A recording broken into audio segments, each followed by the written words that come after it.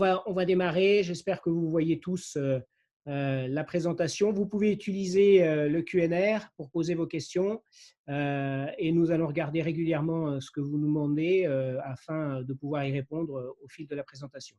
Alors, ça fait déjà 4 minutes de passé, on va avancer. Donc, 2021, l'année du coaching. Alors, euh, tac, on va venir là. Pardonnez-moi, ça ne fonctionne pas pour l'instant. Tac, là, voilà. Est-ce que c'est bon pour vous? Vous me dites si c'est bon. Allez. Pourquoi l'année du coaching? Bah, tout simplement, déjà parce que l'image des clubs de fitness, avec l'année que nous venons de passer, est fortement dégradée et va avoir, si vous voulez, du plomb dans l'aile pendant un certain moment. Nous allons devoir, le marché professionnel, le marché des clubs va devoir travailler cette image, redorer son blason. Ça va être, c'est un travail de fond qu'il va falloir faire, ça va être un travail compliqué. C'est probablement aussi une des raisons pour lesquelles les clubs de fitness ont été fermés, ont été les ERP les plus fermés pendant cette pandémie, parce qu'ils avaient déjà au préalable une image qui n'était pas très bonne. Alors, sur le plan de l'hygiène, certainement, hein, et de la propreté. Sur le plan de la promiscuité, parce que pour beaucoup de Français, les clubs de fitness sont des lieux où on transpire, où on tousse, où on crache, où c'est pas très propre. Donc, probablement qu'on pâtit aussi de cette image-là et que c'est pour ça que les clubs ont été fermés longtemps, ils sont encore fermés. Donc, il y aura un gros travail à faire. Donc, il y a toute une partie de la population qui fréquentait les clubs qui vont peut-être aller vers autre chose et qui vont certainement aller vers autre chose. Ensuite, le changement d'habitude. Vous savez que le changement d'habitude intervient très rapidement hein, dans une routine hebdomadaire. Et donc là, ça fait bien longtemps maintenant que les adhérents n'ont pas eu accès à leur club. Donc ça va être compliqué pour eux de revenir vite, en sachant qu'il y aura toujours, comme à chaque fois, 3 étapes. Les fitness addicts qui vont revenir dès que ça va ouvrir à 8 heures du matin, le premier jour. Donc ça représente 15%, pas plus, hein, des clubs. Et ensuite, vous avez une partie qui va attendre un peu, mais qui va représenter 30%, et le reste qui risque d'attendre 1 mois, 2 mois, 3 mois avant de revenir, pour être sûr que tout est bon et tout est clair. L'équipement home fitness qui a explosé cette année, beaucoup de personnes se sont équipées hein, de matériel de home fitness, de vélos, d'appareils abdos, d'haltères, de barres, d'élastiques, etc., etc. Évidemment, tout ce qui est fitness digital, tous les cours, tous les coachings qu'il y a pu avoir en ligne. Donc ça aussi, ça a explosé et probablement beaucoup d'entre vous font déjà l'expérience du fitness digital avec plus ou moins de succès. Et puis aussi la démotivation, parce que tous ces adhérents qui ont eu des clubs fermés, ça va avec le changement d'habitude. Pour certains, sont démotivés, ne savent pas s'ils vont reprendre dans les clubs, s'ils ne vont pas acheter une paire de baskets pour aller courir ou s'ils ne vont pas rester dans leur salon à suivre un cours de pilates, de yoga ou de renforcement musculaire.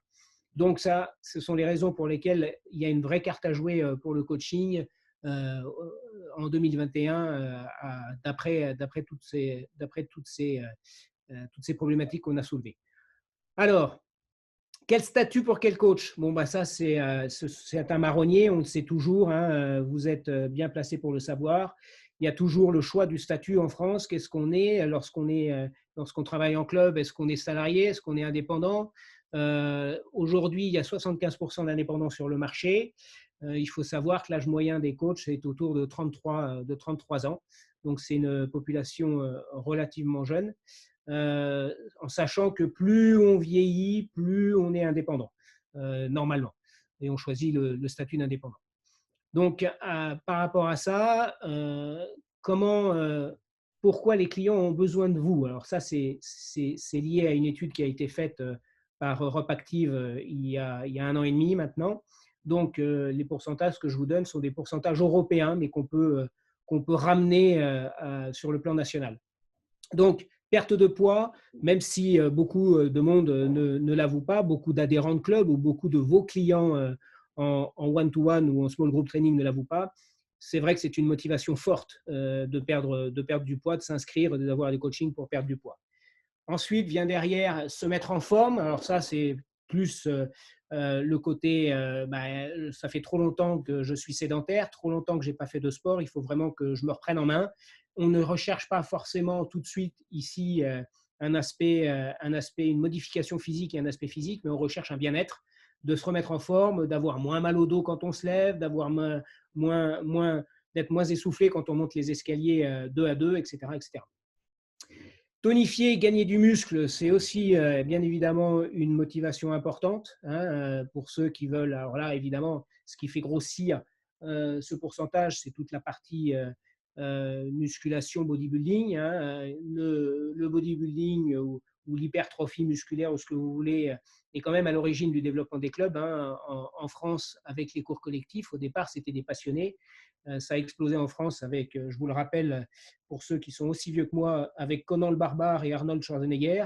Donc, et puis ensuite, nous avons eu Terminator. On a eu tout ça. Donc, c'est vrai que le bodybuilding, il faut, bien évidemment enlever toute la partie dopage.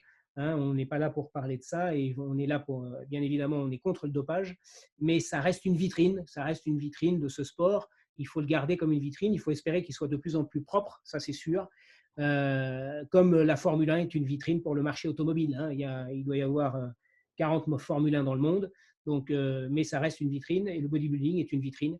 Donc, tonifier, gagner du muscle. Et puis, on voit aujourd'hui avec les influenceurs, les Instagrammeurs, que ça fait évidemment beaucoup parler et que les jeunes cherchent à avoir des plaquettes de chocolat. On n'a qu'à voir la population qui suit régulièrement Thibaut Inchep pour voir un petit peu ce qui se passe sur le marché français. Ensuite, meilleure santé, évidemment, ça va avec le reste. Beaucoup de gens s'inscrivent ou prennent des séances de coaching ou s'inscrivent dans un club pour être en meilleure santé. Enfin, tous ceux qui ont des pathologies particulières, dos, rééducation, stress, qui veulent diminuer leur stress, puisque je vous rappelle que le sport, bien évidemment, est l'antidépresseur naturel numéro 1. Donc, plus vous faites une activité physique, mieux vous vous sentez physiquement, mais aussi dans votre tête, parce que vous récupérez en sommeil, un sommeil de qualité. Vous réadaptez, si vous réadaptez en même temps votre nutrition, c'est parfait et vous n'avez que des bénéfices. Donc, sport spécifique aussi, pardon, c'est tous ceux qui veulent progresser au tennis, tous ceux qui veulent progresser au rugby, au foot, à l'athlétisme. Vous savez que la musculation, la tonification musculaire, l'entraînement en musculation et le sport de tous les sports, tous les sportifs de haut niveau, toutes les équipes de haut niveau dans n'importe quel sport ont dans leur entraînement hebdomadaire des séances de musculation. C'est pour renforcer évidemment leur forme et être encore plus performants à leur poste. L'endurance aussi, certains qui cherchent à être beaucoup plus endurance, ceux qui veulent se mettre dans le footing, dans le jogging, dans les différentes courses, puisque depuis 5 à 10 ans, la course à pied a explosé en France de façon incroyable. Il doit y avoir tous les week-ends, je crois, en France, près de 6 à 7 000 courses par week-end. Donc, c'est quelque chose entre le cross du Notaire et puis les 10 km de Vierzon. C'est quelque chose d'assez incroyable. On continue. Donc, compétences requises pour un coach. Alors, petit clin d'œil à Monsieur Bond et No Time to Die. Évidemment, nous n'allons pas mourir, les coachs.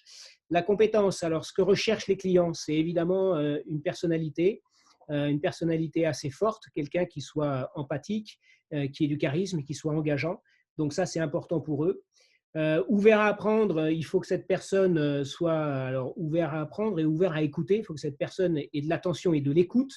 Écouter, ce n'est pas entendre. Écouter, c'est vraiment comprendre quels sont les besoins du client. Donc ça, et puis ouvert à apprendre, c'est-à-dire à s'adapter aussi à différentes pathologies ou aux différentes demandes de vos clients.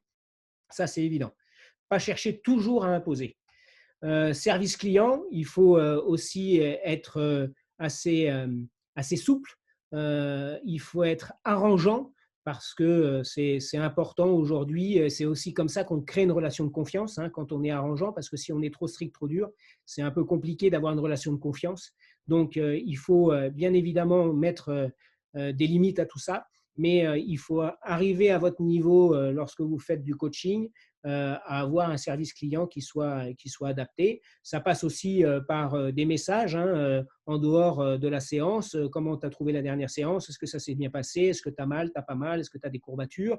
Est-ce que ça t'a plu? Est-ce qu'on peut faire une autre séance identique la fois d'après, etc., etc. Donc ça, c'est le service client. La présentation, alors je le dis à chaque fois, mais on a l'impression qu'on enfonce des portes ouvertes pour certains d'entre vous, c'est sûr, mais c'est quand même hyper important. Être propre, être bien habillé, être rasé si vous avez affaire à des gens qui sont d'une certaine catégorie socio-professionnelle, c'est vrai que tous les détails comptent et il ne faut pas être dupe, mais c'est aussi important, évidemment être propre, évidemment sentir bon. J'enfonce les portes ouvertes et je peux faire lever les yeux de certains d'entre vous, mais j'ai ouï dire qu'il y avait certains coachs en one-to-one qui me gardaient le même t-shirt 3 jours d'affilée, qui puaient, et donc dans ces cas-là, ça devient compliqué pour le client. Tout le monde sourit, mais ce sont des choses qui arrivent malheureusement assez souvent. Donc, et enfin, l'expérience. Ils recherchent des coachs avec de l'expérience parce que là, une des problématiques de notre secteur d'activité et de votre métier, c'est qu'on peut passer un diplôme et sortir d'une école quelconque à 19 ans avec un brevet professionnel et être coach, comme on peut être coach à 35 ans ou 40 ans, avoir fait 15 ans de formation continue, être allé partout aux États-Unis, dans le monde, faire des formations, que ce soit des formations kettlebell, des formations en pilates, avoir une grosse expérience avec des équipes ou du sport de haut niveau ou des équipes professionnelles, et on l'appelle aussi coach. Donc là, il y a un problème, il y a un décalage fondamental, mais sachez que on recherche de l'expérience, donc il faudra prendre ça en compte pour le reste de la présentation. Alors, le coach, les qualités d'un coach, vous reconnaissez ici le chef Etchebest, hein, qui est tout le temps et qui est tout le temps et qui squatte nos télévisions. Eh ben, écoutez, c'est parce que c'est dans l'air du temps. Donc, tout le monde cherche à être coaché. On est coaché en cuisine, on est coaché dans la déco, on est coaché dans la vente de son appart, on est coaché partout. Donc, il y a des émissions de télé, vous les connaissez mieux que moi, qui sont à grande audience aujourd'hui. Donc, les qualités d'un coach, c'est l'écoute, comme je l'ai dit tout à l'heure. Faites attention, écoutez bien ce que vous demande votre client. L'empathie, alors l'empathie, c'est vraiment se mettre à la place d'eux. Hein, quand il vous dit qu'il n'a pas bien dormi, qu'il va faire une séance, mais qu'il n'est pas trop en forme, c'est se mettre à la place d'eux, de se dire bah, qu'est-ce que j'ai envie de faire quand je n'ai pas bien dormi. Il est là, on est au club ou on est au parc, où on est parti pour faire, bah, c'est bien adapter la séance et bien écouter. L'accompagnement, ça ne doit pas s'arrêter aux 55 ou 60 minutes d'entraînement, ça doit bien évidemment déborder, et c'est comme ça que vous allez créer une relation avec votre client.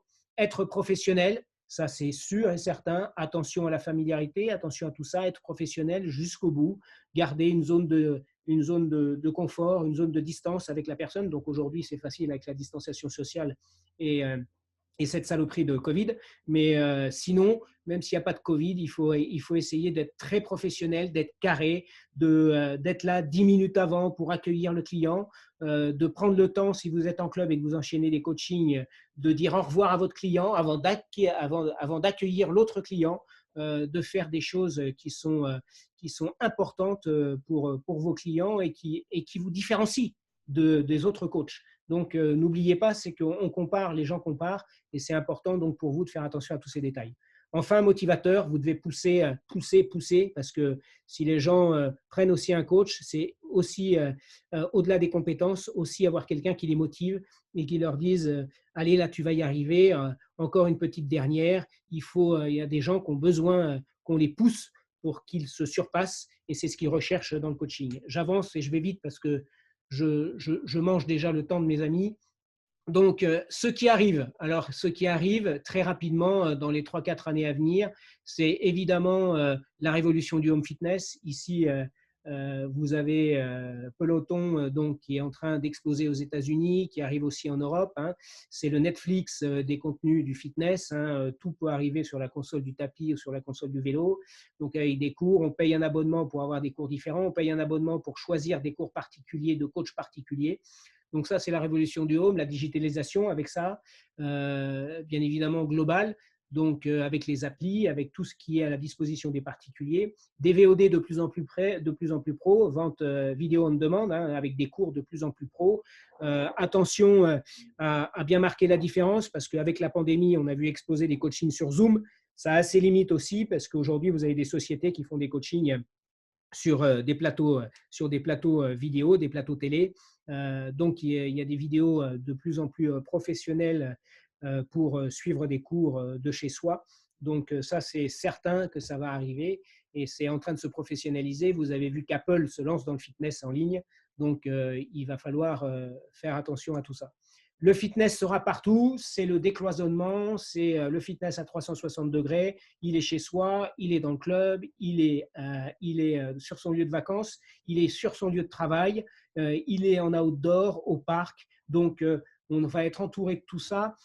Probablement que les gens iront peut-être un peu moins dans les clubs, mais le club deviendra un lieu de rendez-vous, un passage régulier, mais pas forcément 3-4 fois par semaine. Mais il sera partout. Donc, à vous d'être imaginatif pour pouvoir apporter ce service partout. L'hologramme, bon, ça, je vous l'ai mis pour la petite blague, parce que c'est vrai qu'il y a des sociétés qui travaillent sur un hologramme pour faire des cours collectifs dans les clubs. On n'en est pas encore là et ça n'est pas encore au point, mais on parle de l'intelligence artificielle, on parle de tout ça. Ça va arriver aussi, bien évidemment, hein, dans notre secteur d'activité. Il ne faut pas se leurrer. Petit film. Est-ce que vous voyez le film? A chance to grow stronger, an opportunity to push yourself, room to beat your best. The mirror is a window to a fitness experience the world has never seen before.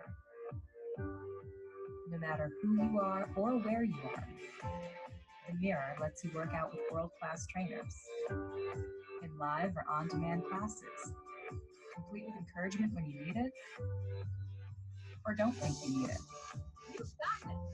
Measure your progress, work out with friends, and when you're done, show off your achievements. Because that was hard. Amazing job today, guys. But worth it. No wait lists, no crowded parking lots. Just your home, the mirror, and you. Voilà, donc là, on arrive sur un produit effectivement qui est assez pointu, mais c'est des choses qui vont arriver chez les particuliers. Il ne faut pas avoir peur de tout ça, parce que le coach a quelque chose que n'aura beaucoup moins, ça sera beaucoup plus difficile, c'est la chaleur et c'est l'humanité. Et heureusement, ça, on l'a encore pour nous. Et puis la capacité d'adaptation aussi à l'instant T, que n'auront pas forcément ces outils. Donc, bien prendre en compte qu'il va y avoir une vraie révolution dans le home fitness. Voilà, alors aujourd'hui, nous sommes dans la situation que vous connaissez tous, coacher avec le Covid-19. Alors, c'est bien évidemment la part belle au small group training, puisque pendant le déconfinement, on n'avait droit qu'à des entraînements à moins de 10, coach compris. Donc, c'est sûr que le small group training est un exercice très important et une source de développement pour vous, parce que prendre du coaching en one-to-one, du personnel training, si vous vendez à 40, 50, 60, 70 euros, vous limitez la population et la cible à 10, 15%, alors que si vous faites du small group training à 6 ou 7 et que chacun paye 20 euros, vous pouvez quand même faire du coaching de qualité, mais ça démocratise un peu et ça facilite l'accès au coaching. Donc, le small group training va évidemment vraiment progresser. Le personal training, vous êtes là pour ça aussi. Il va falloir rassurer et créer de la confiance, parce qu'avec tout ce qui se passe, alors tout le monde est convaincu des bienfaits du sport, mais pourtant les clubs restent fermés, donc il y a une certaine dichotomie dans l'esprit des gens. Donc il va falloir rassurer et créer de la confiance auprès de vos clients pour leur dire qu'il n'y a aucun problème. Et puis vous, bien évidemment, appliquer tous les gestes barrières comme il se doit, et vraiment être professionnel par rapport à ça pour qu'il n'ait aucune inquiétude et qu'il ne se pose aucune question. Ajouter des cordes à votre arc, ça c'est évident.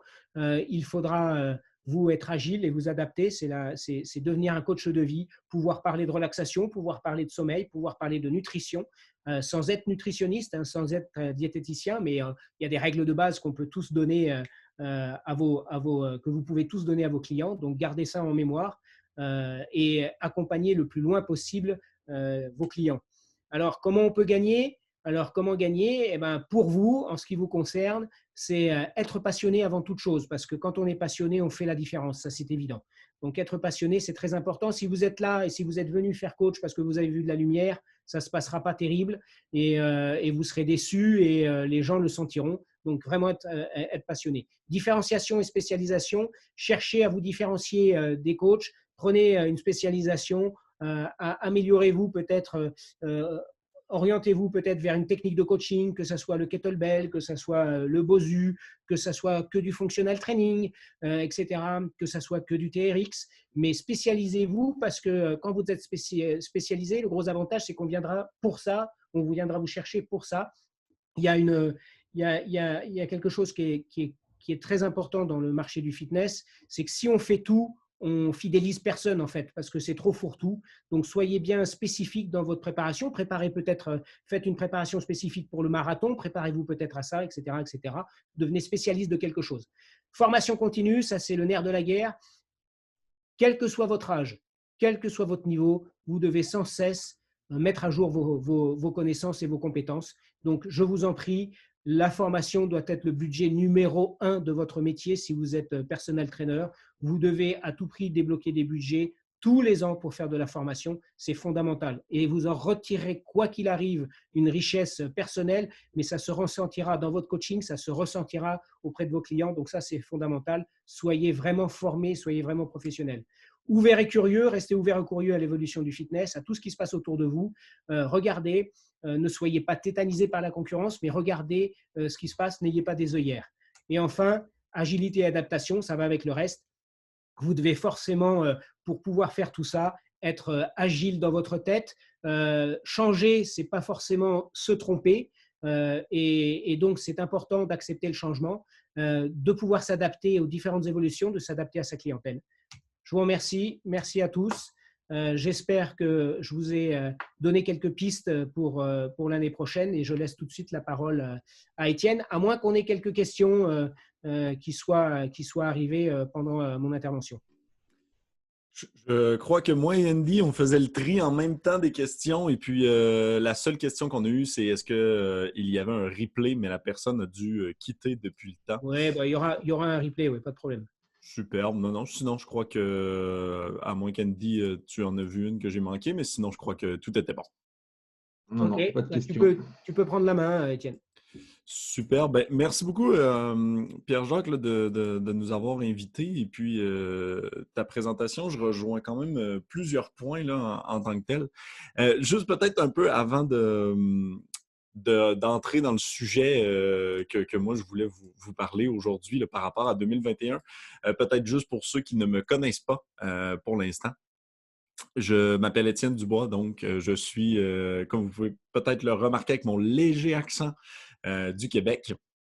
Donc, Léger. Léger, c'est exact. Très, très, très léger. Et je suis donc le président fondateur de la société XFIT, qui est grosso modo un logiciel pour les professionnels de la forme. Donc, on va être autant avec les coachs, avec les nutritionnistes, etc. Aujourd'hui, je ne mets pas ma casquette de logiciel. Là, ce que je souhaite aujourd'hui, c'est plutôt de vous parler de notre vision chez XFIT de la santé ou du moins de l'activité physique future. Et c'est surtout sur ce point, Pierre-Jacques, que je te rejoins où est-ce que tu parlais qu'il y a de plus en plus de VOD, Apple qui se joint sur le marché. En fait, j'ai fait le décompte des applications d'auto-entraînement, appelons-les comme ça, là, pour faire court. Il y en a en fait, et là, uniquement sur le Play Store, donc uniquement sur le magasin Android, 286. Donc, j'étais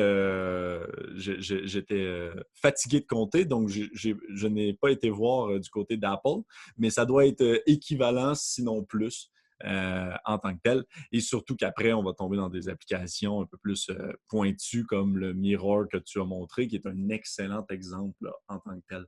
Donc, il y a de plus en plus de façons de s'entraîner et effectivement que la COVID a juste accéléré encore plus d'offres. Apple aurait sorti de toute façon son Fitness Plus récemment, mais par exemple, il y a plein de chaînes de clubs ou autres qui ont assurément emboîté le pas, étant donné la COVID là, en tant que telle, sinon ça leur aurait pris encore longtemps.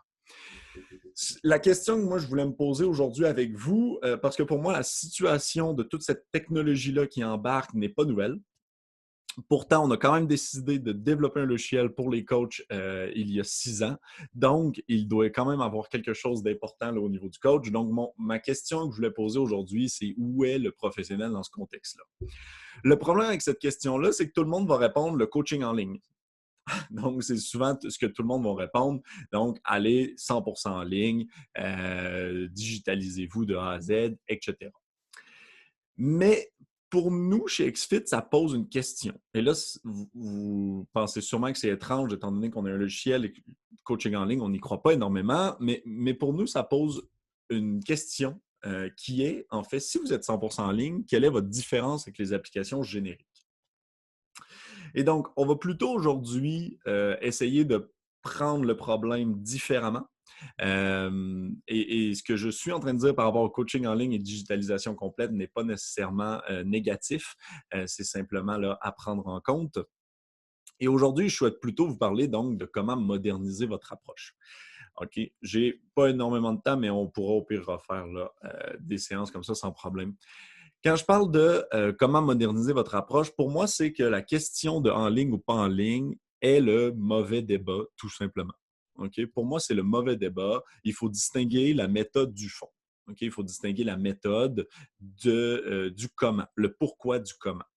Et on confond deux choses, en fait, quand on parle de en ligne ou pas en ligne pour un coach. On confond, est-ce que la business devrait être une business de volume comme un Fitbit ou comme tous les 286 applications que je vous ai montrées, comme Fitness Plus, ou devrait être un service de coaching personnalisé comme Pierre-Jacques tu as présenté. Et on essaie de mélanger ces deux-là ensemble, mais ça ne fonctionne pas de mélanger ces deux-là ensemble. Et quand on va réussir ou quand on va essayer de les mélanger ensemble, en fait, on va juste mélanger tout le monde. Et pour moi, donc, c'est très important de distinguer ces deux éléments-là. OK? Et pour la mini-anecdote, pour ceux, par exemple, qui feraient des programmes d'entraînement hyper rapidement et qui les vendraient rapidement et donc qui entreraient en compétition avec ces applications-là, les 286 applications que j'ai montrées, ces applications-là, ils ont l'air superbes, mais un Fitbit a un taux de désabonnement de plus de 70 70 de désabonnement, ça signifie qu'il faut que vous fassiez entrer 100 clients par mois pour en garder 30 à la fin du mois. C'est donc une énergie énorme qu'un Fitbit est capable de mettre, mais qu'à notre échelle, à notre niveau individuel, tout le monde en tant que coach, on ne peut juste pas mettre. Donc, c'est important aussi de ne pas juste voir l'aspect positif d'un Fitbit style ou d'un Apple Fitness, etc. Ou même le miroir doit avoir un taux, là, il y a un investissement quand même assez impressionnant, mais il doit avoir un taux d'abandon quand même énorme. On avait même fait chez XFIT une étude avec une université sur le sujet et puis c'était ce qui était ressorti là, avec un professionnel, on atteint les objectifs plus rapidement et on atteint même plus d'objectifs en tant que tel et on reste sur le long terme. Et donc, en bref, juste pour cette mini-apartheid, en bref, le discours du en ligne ou non, c'est simple, il nous détourne du vrai sujet. Et le vrai sujet, en fait, c'est quoi votre valeur? Okay? Pourquoi est-ce que je prendrais un coach plutôt que Apple Fitness, par exemple? Okay? Parce que ça va devenir le plus gros, il faut qu'on peut parler de lui pour représenter tout le monde. En fait, c'est très simple et Pierre-Jacques, tu l'as dit de plein de façons. Je n'entre pas autant en détail sur cet élément-là, mais c'est le service à qualité, le service à valeur ajoutée, le service humain. C'est toutes des choses que, en fait, aucune de ces plateformes-là ne peut atteindre. Et donc, on va tomber sur un graphique que j'aime beaucoup et que je présente quand même assez souvent. C'est le graphique du degré de spécialisation versus la rémunération du service. Et donc, si on est un faible degré de spécialisation, en fait, on a une faible rémunération. C'est parfaitement logique. C'est un produit de commodité qu'on va appeler. Et si on est un haut degré de spécialisation, en fait, à ce moment-là, on a une haute rémunération. OK? Et c'est là qu'on remarque que, grosso modo, un Fitness Plus ou des choses comme ça vont tous être un produit de commodité. C'est de la faible spécialisation. C'est n'importe quel contenu. C'est pas personnalisé ou au moins c'est faussement personnalisé par des algorithmes, etc. Donc, on va être tous en bas dans ce graphique-là. À l'inverse, on va avoir une un haut degré de spécialisation et donc une meilleure rémunération, qui là est le rôle du professionnel. Et c'est là que c'est important d'être. Si aujourd'hui, ce que vous faites, c'est du copier-coller d'un programme à l'autre, en fait, vous n'êtes vraiment pas en train de créer de la vraie valeur ajoutée. Okay? Vous êtes en train de un peu être dans le même bain que les applications génériques. Et ça, il faut faire très attention parce que autant pour vous, ça fait de la difficulté, vous avez des difficultés à cause de ça, autant aussi ça nuit à la reconnaissance de la profession que Pierre-Jacques, tu as un peu parlé là, au début par rapport au club, par exemple. Donc, il faut faire très attention à ça. Et c'est pour ça qu'aujourd'hui, moi, ce que je vous dis, c'est déplaçons le sujet complètement.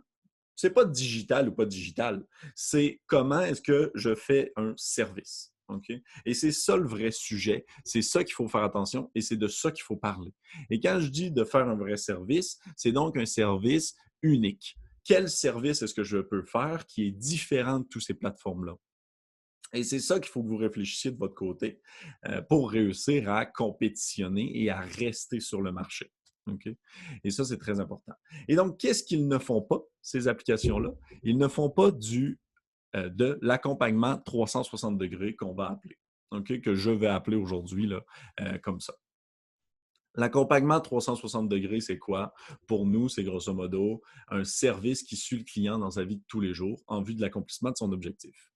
Donc, l'atteinte d'un objectif, c'est 24 heures sur 24 et 7 jours sur 7. Il n'y a pas une période dans la journée où, où mon client n'est pas en train d'être en processus d'atteindre son objectif. Donc, le soir, quand il est devant sa collation, il est potentiellement en train de briser le plan de match qu'on a prévu ensemble. Le matin, quand il faut qu'il aille courir et qu'il n'y va pas, on est encore une fois dans le même contexte. Et ça, à ce moment-là, Fitbit, la seule chose qu'il est capable de faire, c'est d'envoyer une notification. Une petite notification push et puis c'est tout, c'est fini. Là où est-ce que vous pouvez faire beaucoup plus. Et c'est là qu'on va appeler souvent le concept 0800 mon professionnel. Donc, le 0800, c'est les numéros verts, c'est le numéro gratuit, un peu de grande entreprise souvent. Là. Donc, on va souvent appeler ça 0800 mon professionnel, que je trouve qui est une belle anecdote. C'est de dire, c'est un concept, hein? C'est pas de dire que vous devez devenir un call center de votre côté à vous tout seul, mais c'est de dire que vous devez être le point de contact de toute question santé et activité physique de votre client. Que s'il y a une question, s'il a une interrogation, s'il a une inquiétude, s'il veut changer son plan, qu'il puisse communiquer avec vous. Et non qu'il ouvre une application avec une notification générique, qu'il ne puisse pas changer son plan, etc. Ce qui arrive trop souvent dans les applications et qui justifie justement que les gens abandonnent à 70%. Il faut donc que la personne puisse communiquer avec vous à n'importe quel moment. Et il faut aussi que ce 0800-là soit à l'inverse. Il faut donc trouver le moyen de faire en sorte de communiquer proactivement avec le client pour détecter un changement de comportement ou détecter des enjeux par rapport à l'accomplissement de son objectif. Ça peut être aussi simple que redéfinir son objectif. Hein? Donc, un client par lui-même, il va rentrer, il va dire qu'il veut perdre du poids, il veut perdre 20 kilos, par exemple. Mais peut-être que ce n'est pas réellement l'objectif et peut-être que l'objectif doit être réduit pour être atteignable. On est mieux d'atteindre un moins grand objectif que de ne rien atteindre du tout. Donc, c'est le rôle du professionnel, tout ça, et c'est le concept du 0800 mon professionnel. Et comme vous pouvez le voir dans tout ce que je suis en train de dire, pour moi, la COVID ne change donc strictement rien au niveau du coach. Ne change rien au niveau du coach parce que votre client soit abonné à Fitness Plus ou que votre client ait une Fitbit ou que votre client soit abonné dans un club ou que vous puissiez plus le voir en personne, ne change rien au fait que vous pouvez être son 800, son 0800 professionnel, que vous pouvez faire un accompagnement 360. Et c'est là la nuance très importante. À partir du moment que vous recentrez votre core business sur le service, peu importe si ça se passe en digital ou en présentiel, ça reste dans tous les cas un service. Et ce graphique, je le trouve toujours intéressant en tant que tel. Ce que vous faites au quotidien, c'est le changement des habitudes de vie. Okay? C'est ce que vous faites au quotidien. Vous changez les habitudes de vie de des clients, ou du moins, ils essaient de changer leurs habitudes de vie. Et donc, le changement des habitudes de vie, ça se passe un peu comme des montagnes russes, en fait. Donc, il y a des bonnes périodes où est-ce qu'on est hyper motivé. Hein? On se souvient tous de janvier. Ça arrive bientôt. Là, tout le monde va être motivé. Et puis ensuite, on a février. Février, où est-ce que juste avant la Saint-Valentin, je ne me souviens plus des statistiques, mais c'est au-dessus de 50% des gens là, qui se désabonnent. Donc, juste avant la Saint-Valentin, c'est fini. On a une baisse de motivation. Et ensuite, ça va recommencer, ça peut recommencer, etc. Et donc, votre rôle, et dites-vous bien cela, et c'est comme ça 2021 que vous devez l'aborder, et c'est comme ça que vous devez voir le fait que la COVID n'est pas un nouvel enjeu pour vous, que ça devrait même pas peut-être vous avoir impacté, à part le fait que vos clients ont peut-être moins les moyens, c'est vous devez être capable de détecter et d'être présent quand votre client est dans une baisse de motivation. Donc, dites-vous aujourd'hui, comment est-ce que vous le détectez? Est-ce que vous attendez que votre client vous appelle? Ça ne marchera pas. Très peu vont vous appeler. Moins normalement comme une courbe de Gauss, là, pour ceux qui sont une courbe en cloche, moins de 10% vont communiquer avec vous. La majorité vont juste dire, bon, ben non, j'arrête, tout simplement. Donc, vous devez être capable de détecter ce changement-là. En bref, je ne voulais pas prendre trop de temps là, pour ne pas empiéter ou quoi que ce soit, mais en bref, c'est quand même assez simple comment moi, personnellement, j'aborderais 2021 et comment avec XFIT, on croit que vous devriez aborder 2021. Premièrement, souvenez-vous de vous détacher du lieu physique. Détacher du lieu physique, c'est tout ce que je viens de dire. C'est de dire que l'important, c'est pourquoi quelqu'un vous paye. Hein, revenez à ça. Pourquoi quelqu'un vous paye, c'est pour le service, pas pour votre présence physique à moins d'1 mètre de lui ou d'elle. OK? Donc, n'hésitez pas à utiliser n'importe quelle autre plateforme en étant aussi confiant que ça a la même valeur, étant donné que la personne paye votre service, votre motivation, comme Pierre-Jacques parlait, etc. L'autre élément, c'est aussi être capable de suivre son client à 360 degrés. Okay? Donc, vous devez être capable de mettre en place des suivis pour être en mesure de suivre votre client de tous côtés. Okay? Il faut être capable de savoir quand il y a une baisse de motivation, quand il n'a pas fait ce que vous avez dit. Il faut que vous deveniez le cœur de gestion de l'atteinte de son objectif. Vous ne pouvez bien sûr pas le remplacer là, dans son processus personnel, mais vous devez être présent de A à Z. Et en dernier, effectivement, j'en ai moins parlé, mais Pierre-Jacques t'en a beaucoup parlé, là, mais la qualité du service. Je pense que ça, il n'y a rien qui peut être plus, être plus gagnant que ça. Et je ne voulais pas le répéter. Et puis, donc, c'est plus, pour moi, un nécessaire que tout le monde devrait déjà avoir compris. Mais effectivement, je te rejoins, Pierre-Jacques, il y a souvent des coachs qu'on voit que c'est que très peu professionnel. N'hésitez pas à miser sur la qualité de votre service, c'est hyper important. Parce que quand on en voit un qui mise sur la qualité de son service, c'est assez intéressant comment ça peut faire une grande différence là, au final. On le voit à tous les coups, là, ce que ça fait. Donc, effectivement, que c'était le gros là, de mon point. Je ne sais pas si vous avez des questions par rapport à tout ça. Je vois qu'il y a plein de choses.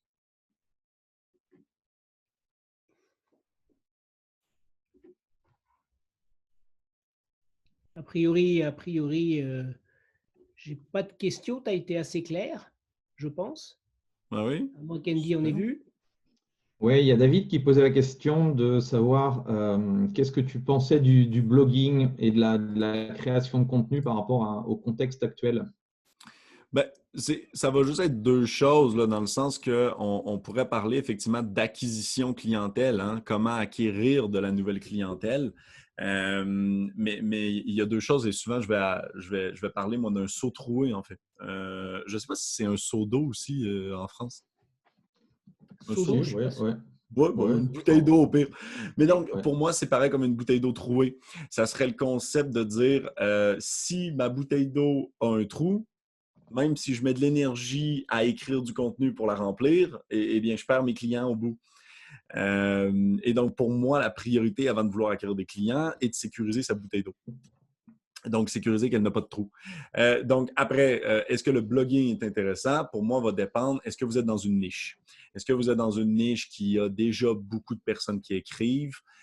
Si oui, est-ce que vous allez vraiment réussir à compétitionner? Il ne faut pas oublier que l'écriture est quand même, le blogging est quand même énormément énergivore.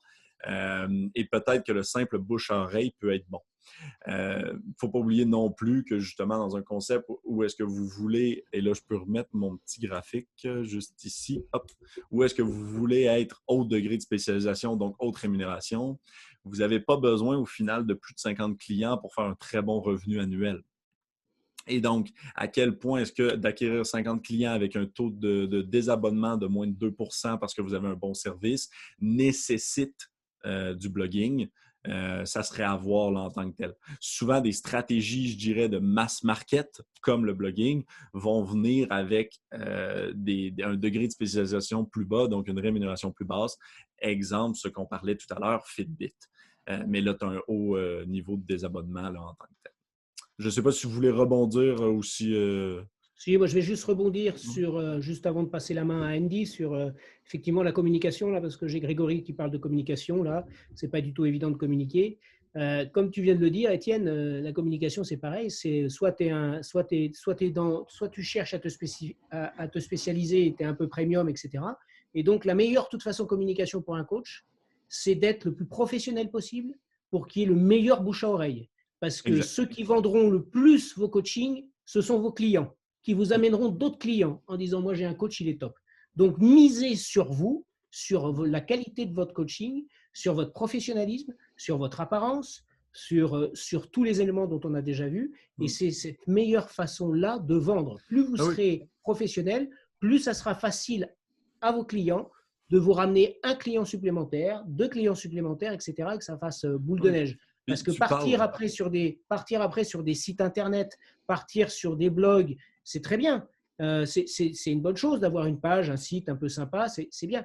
Mais ça n'importera rien si vous ne mettez pas de la communication pour faire connaître ce site internet, pour faire connaître tout ça. Et ça coûte très cher. Et là, vous heurtez à tout ce que l'on peut trouver sur la toile. Donc, c'est très compliqué. Donc, le meilleur bouche à oreille, le meilleur levier de communication pour vous, c'est le bouche à oreille, donc c'est la qualité de votre coaching et de votre professionnalisme. Exact. Non, et je rejoins ton point. Tu parlais, soit tu es extrêmement premium, soit moins premium. On est d'accord, c'est un spectre hein, quand je dis degré de spécialisation, donc rémunération du service. Effectivement, que ce n'est pas identique si vous êtes à 285 € ou à 100 € ou à 60 €. Mais dans tous les cas, l'important, c'est de ne pas aller compétitionner le 20 €. Le 20 €, le 10 €, le 15 €, où là, vous avez besoin de 200 clients. Parce que même à 60 €, vous pouvez avoir 60 clients, 50 clients, et puis ça peut être un très bon chiffre d'affaires. Donc, il faut juste faire attention à ça. Et puis, à partir du moment où vous avez moins que 50 clients, vous n'avez pas nécessairement besoin de trop de ces stratégies-là. Et là, comme Pierre-Jacques, tu viens de dire, effectivement que seulement le bouche-à-oreille peut correspondre et être correct pour l'acquisition clientèle. Surtout que vous allez avoir très peu de perte de clients. Là. Donc, ça serait plutôt non de travailler dans le blogging, mais plutôt de travailler dans des stratégies, au pire, de référence, de référencement. Donc, un client vous réfère à quelqu'un d'autre. Il existe quand même plein de techniques à ce niveau-là. Andy, la main, c'est pour toi. Alors, toc. N'hésitez pas avec vos questions, hein, continuez. On y répondra. On laisse la main à Andy. Est-ce que vous voyez du coup mon écran? C'est bon? Yes. OK.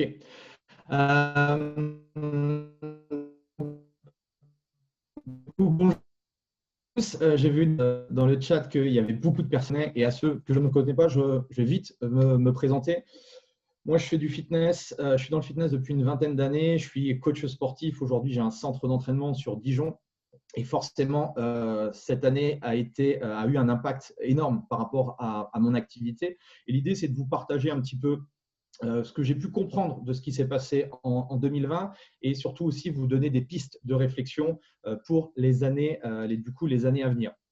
Pour moi, alors…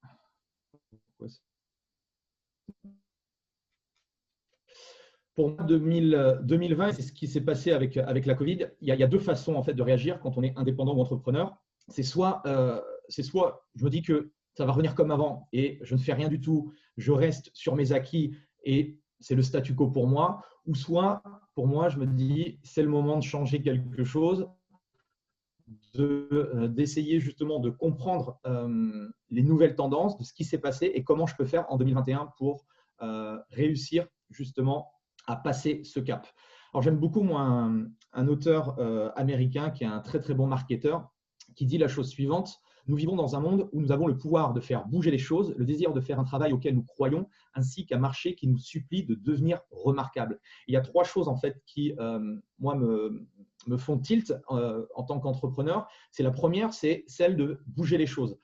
Aujourd'hui, et Étienne et Pierre-Jacques l'ont très bien dit, aujourd'hui, le fitness évolue énormément. On n'a pas attendu en fait ce qui se passe avec la Covid et autres pour que le fitness évolue énormément. D'accord ? Je pense à certains qui sont également un petit peu des dinosaures du fitness. Ils savent très bien de quoi je parle. Ça bouge énormément. Et donc, ce qui est assez frappant aussi par rapport aux personnes qui sont connectées, c'est que ce sont des gens qui sont très professionnels et qui sont toujours en train de se former et qui sont toujours en train d'essayer de regarder l'avenir de notre activité. Je pense que c'est la meilleure façon du coup d'aborder les choses, même si on est d'accord, c'est très compliqué. Enfin, ça a été une année très compliquée pour certains d'entre nous.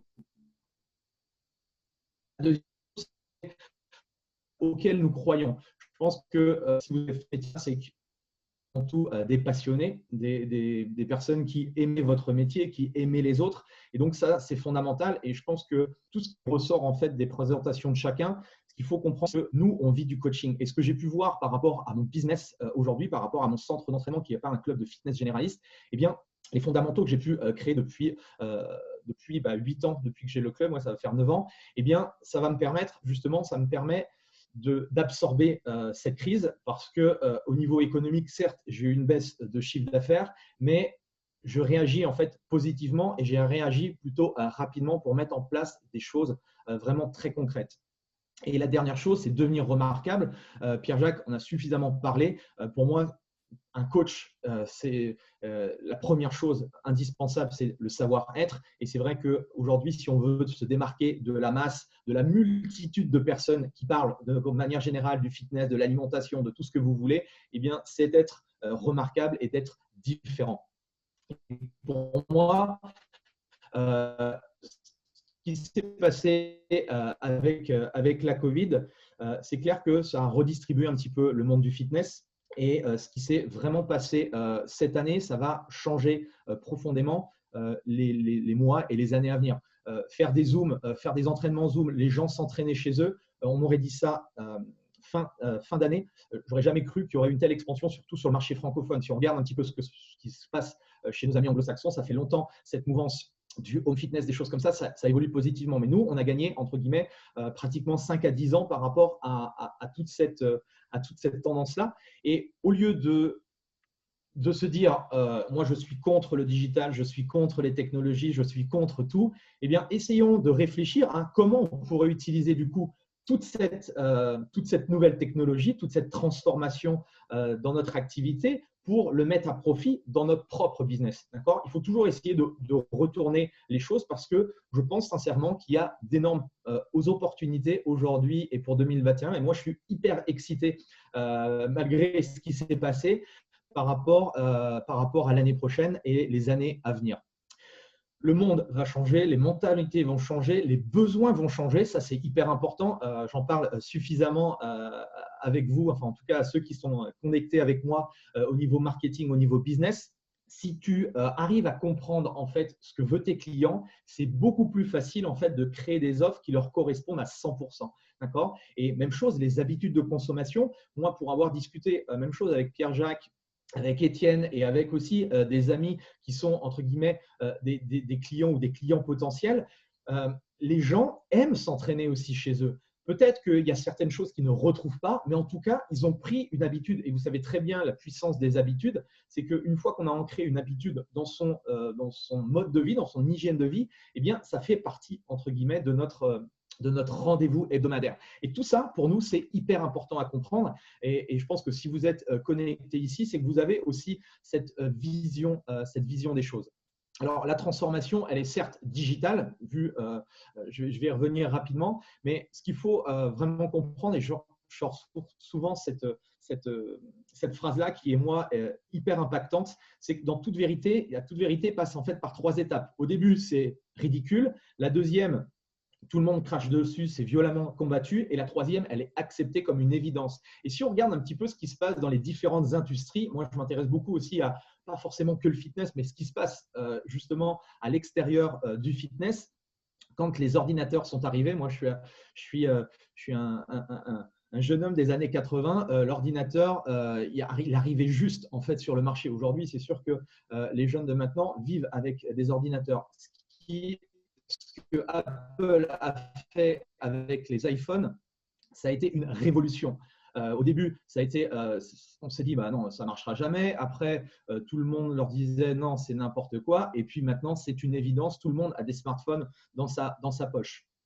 Tesla, même chose, les voitures électriques, personne ne pensait que ça allait fonctionner. Bon, je pense qu'il va réussir son pari.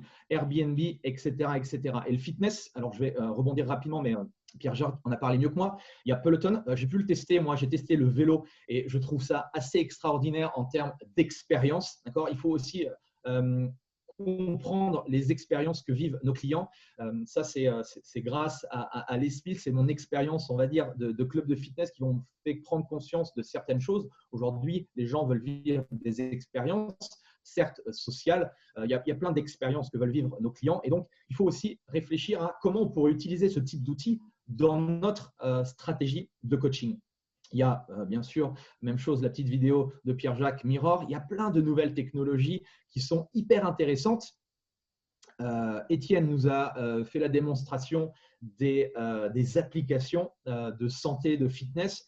Bon, en 2020, ça a été un boom monumental.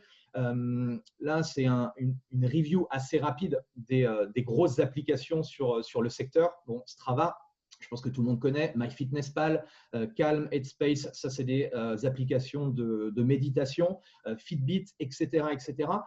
Je pense que si vous demandez à certains de vos clients, et ça c'est une des choses aussi que je fais avec mes clients ou avec, on va dire, à ma communauté, je leur pose beaucoup de questions de savoir voilà, quel type d'application ils utilisent, comment ils les utilisent, pourquoi ils les utilisent. C'est toujours intéressant pour moi en tant que professionnel de pouvoir comprendre un petit peu les applications. Et aujourd'hui, j'utilise les applications comme justement une valeur ajoutée. C'est-à-dire que quand quelqu'un me parle de tel ou tel type d'application, on va dire dans les… je ne connais pas les 200, je ne sais plus combien que Étienne avait dit, mais en tout cas, je connais les plus importantes et je m'en sers du coup comme outil de mesure. Pour moi, c'est formidable aujourd'hui de pouvoir connaître des métriques que je ne pouvais pas avoir il y a 20 ans en arrière. Et tout ça, pour moi, ça apporte de la crédibilité, ça apporte justement une meilleure expertise parce qu'on est d'accord, les outils, c'est bien, c'est les gadgets. Si on ne sait pas lire le chiffre, on ne sait pas lire de manière globale ce qu'a donné l'entraînement ou autre, ben, ça ne sert à rien. Et moi, je suis là en fait pour valoriser tous ces outils-là. En tout cas, ça c'est une partie, c'est une casquette, je pense, une opportunité que nous avons en tant que coach par rapport à toute cette technologie et tout ce qui se passe aujourd'hui autour du home fitness. Et moi, ce que je voudrais vous apporter, l'énergie que je voudrais vous donner, c'est essayons ensemble de changer la vision de notre activité. Essayons de changer la vision de notre profession.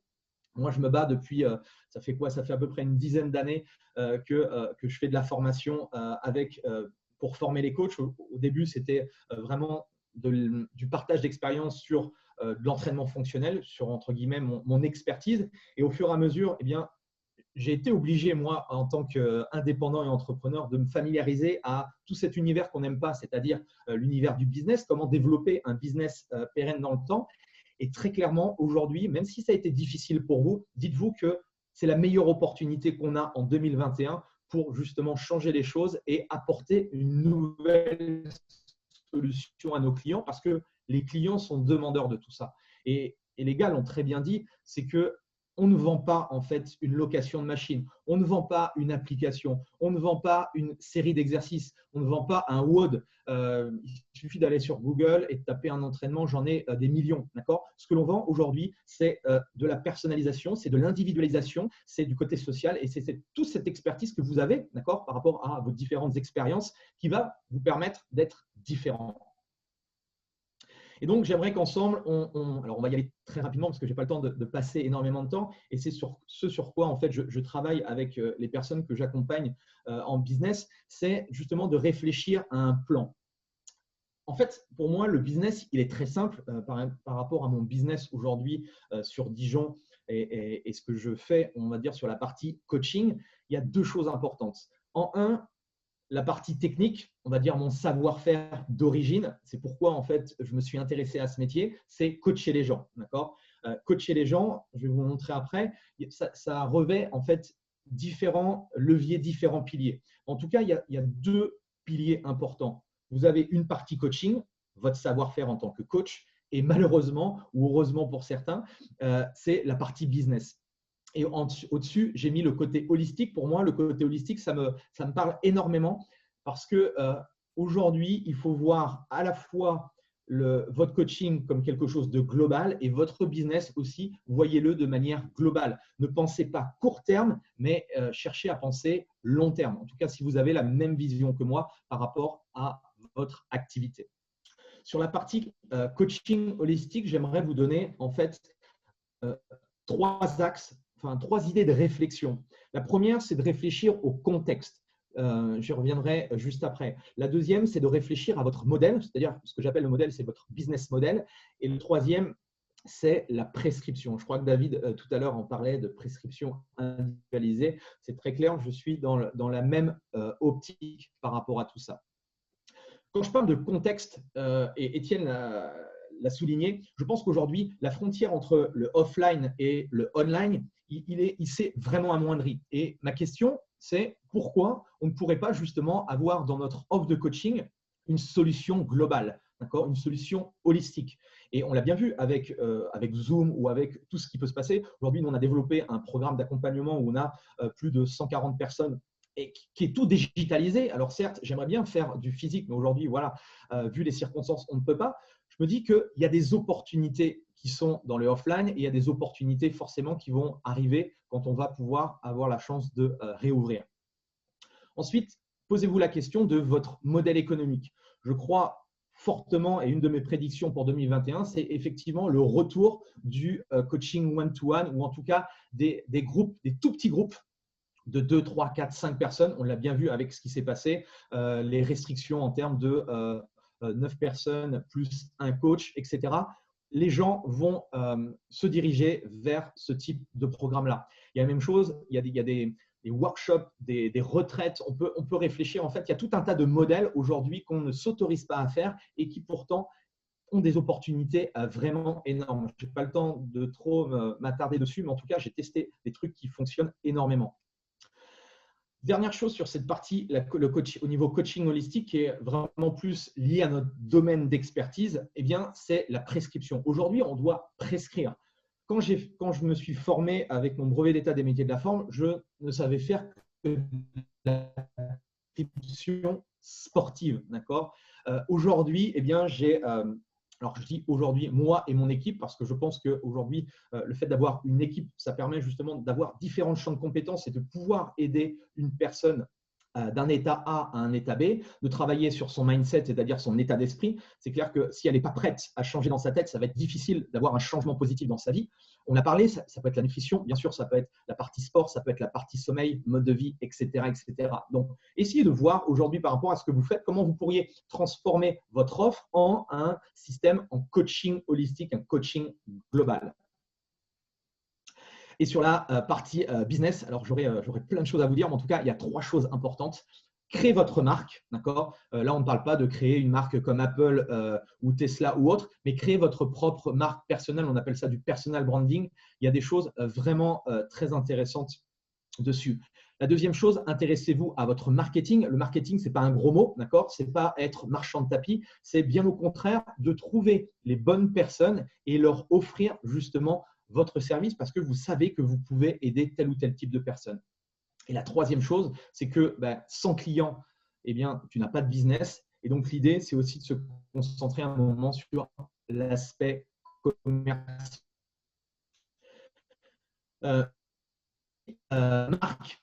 choses que j'aimerais que vous concentriez, c'est déjà votre personnalité. On parle beaucoup de différenciation, comment se positionner. Eh bien, vous pouvez vous positionner très simplement avec votre personnalité. On est tous différents. C'est pour ça qu'aujourd'hui, l'univers de web, ce qui est assez intéressant, c'est qu'on peut partir de zéro et pouvoir monter un empire, d'accord, simplement avec sa webcam et simplement une connexion Internet, d'accord. Donc, la personnalité, c'est important. Le positionnement, même chose, Pierre-Jacques et Étienne en ont parlé.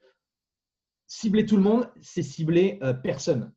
Donc, essayez de voir quel type de profil de personne ou quel type de groupe de personnes vous allez pouvoir apporter le plus de transformation possible.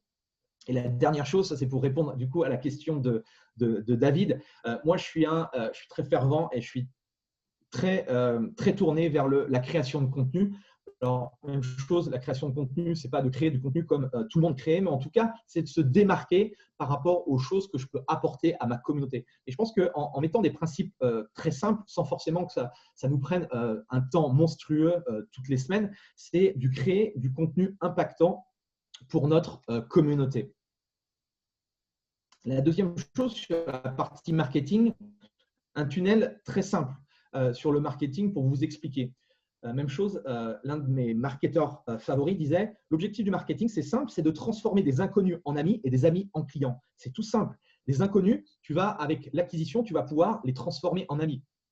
Et du coup, quand on pense à un ami, c'est quelqu'un que l'on connaît, d'accord, et qu'on va au fur et à mesure apprendre à connaître de mieux en mieux et on va créer une relation. Et je ne sais plus qui c'est qu'en parlait tout à l'heure, mais la relation de confiance, c'est ce qui va vous permettre justement qu'une personne qui ne vous connaît pas du tout, qui tombe peut-être sur votre site, qui tombe peut-être sur une de vos vidéos ou un post Facebook, qui va apprendre à vous connaître et à un moment donné, si vous allez lui proposer la bonne offre, elle va pouvoir devenir client. Donc, c'est clair que le bouche à oreille, c'est hyper puissant, mais si on veut travailler sur le long terme, si on veut travailler justement et avoir une source inépuisable de nouveaux prospects ou autres, eh bien, réfléchissez à votre marketing, à l'acquisition, la relation et la conversion.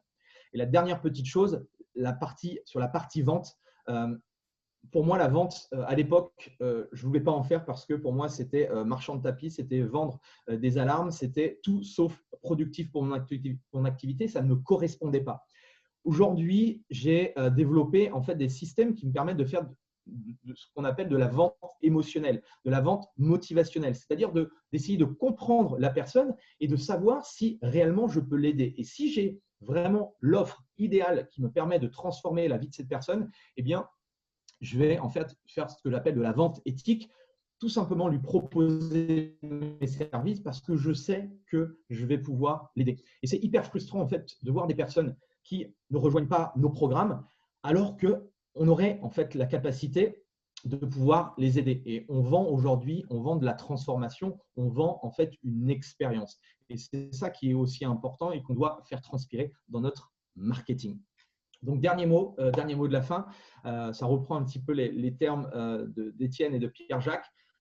Réfléchissons à un coaching 360. Les opportunités, en fait, elles sont là, d'accord. Je pense que si j'avais le discours pour des patrons de clubs de fitness, je n'aurais forcément pas le même discours parce qu'ils n'ont pas du tout le même modèle économique.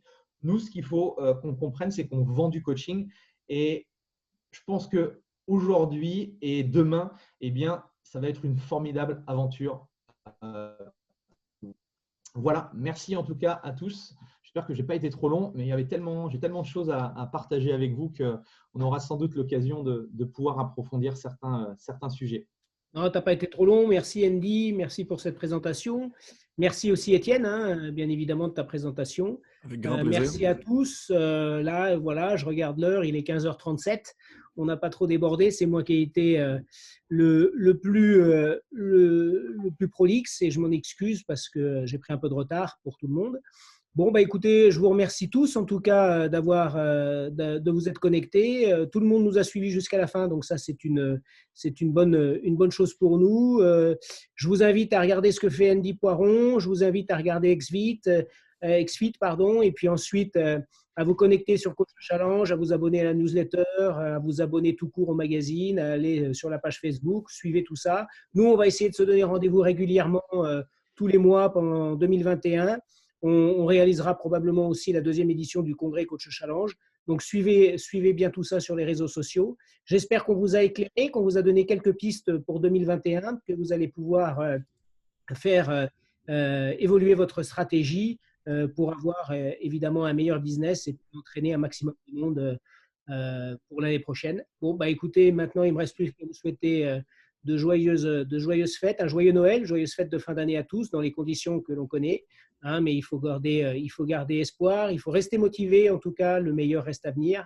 Je vous remercie à tous. Salut Andy, salut Étienne. Merci à tout le monde en tout cas. Merci à vous deux. Merci, puis lâchez pas tout le Allez. monde. À très Ciao. bientôt.